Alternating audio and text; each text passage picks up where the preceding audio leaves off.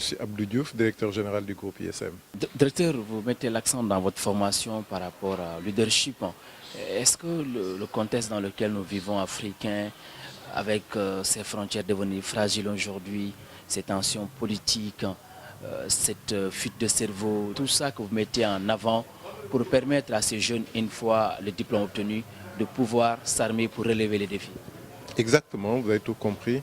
Nous essayons de mettre en place, ou en tout cas de mettre dans nos programmes des activités visant à renforcer le leadership des étudiants, parce que nous savons que tout part de l'humain et tout revient à l'humain. Aujourd'hui, vous avez beau mettre en place des institutions, si vous n'avez pas des hommes qui les incarnent, si vous n'avez pas des hommes qui les portent et qui sont dotés vraiment d'outils pour bien les porter, ces institutions ne vont pas valoir grand-chose. Et nous avons constaté que pendant longtemps, le défi de l'Afrique a été d'abord institutionnel et reste encore institutionnel, mais ce défi, il est également humain. Parce que nous savons pertinemment qu'aujourd'hui, le secret de réussite des pays qui étaient au même niveau que les pays africains il y a de cela 50 ans, notamment les pays asiatiques donc on cite aujourd'hui en référence, la Corée, Singapour, Indonésie, n'ont bâti leur développement que sur la qualité des ressources humaines disponibles. Et donc notre rôle, nous, à l'ISM, c'est d'essayer de mettre à la disposition des économies africaines le maximum de ressources humaines de qualité possible. Dans ce continent, tout est à construire.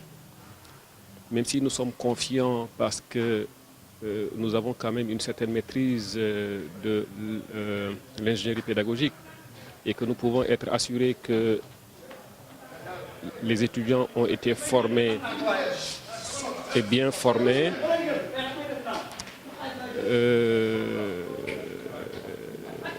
nous savons que les choses ne seront pas faciles.